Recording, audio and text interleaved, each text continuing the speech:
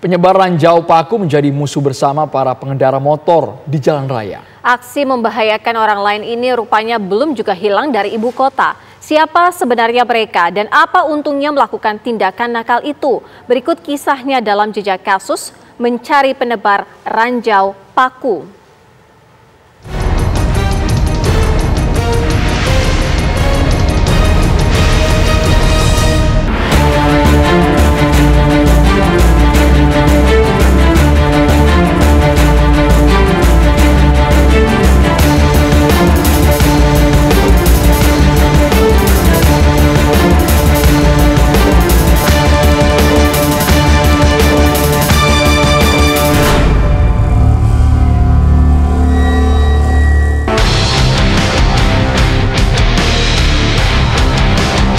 Ranjau paku rupanya masih tersebar di jalanan ibu kota Jakarta.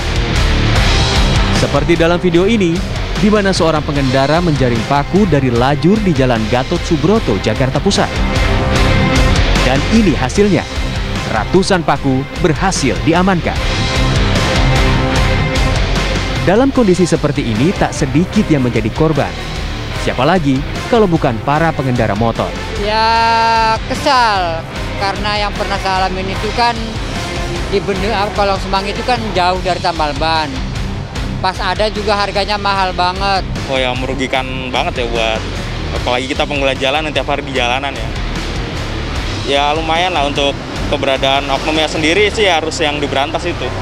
Cuman kan sekarang udah ada beberapa orang yang suka razia ranjau paku ya.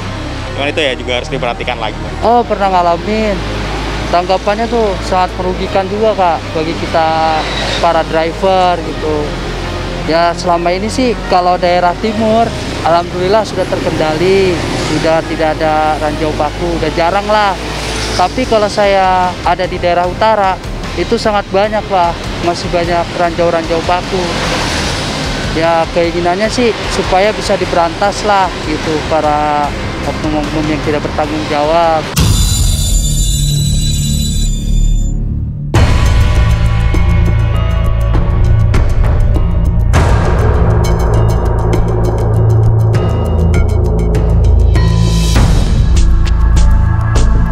Paku yang disebar pun rupanya berbentuk tak biasa.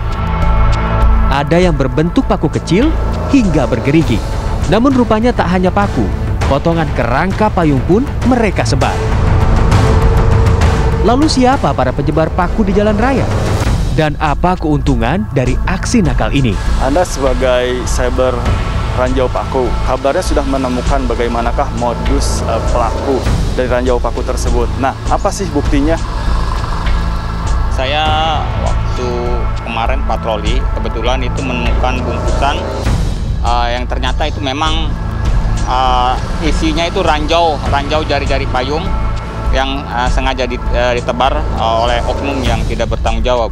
Penemuan itu bukan untuk yang pertama kali saya sering menemukan bungkusan ranjau paku yang dibungkus pakai kantong kresek.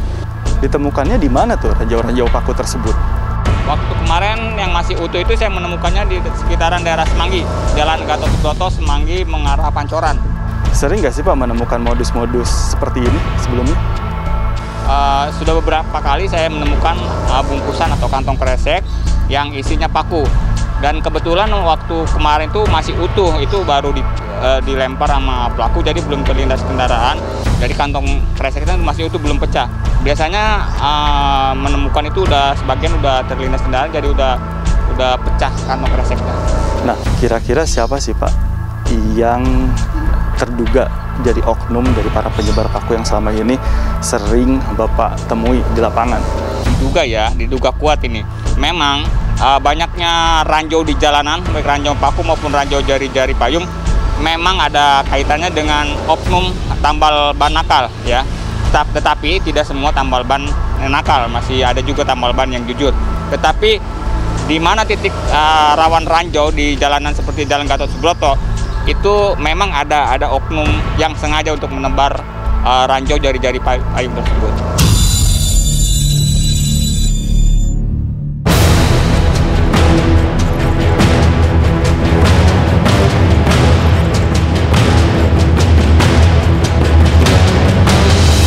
Ini adalah Uum Hidayat, seorang pengemudi ojek daring yang pernah menjadi korban ranjau paku.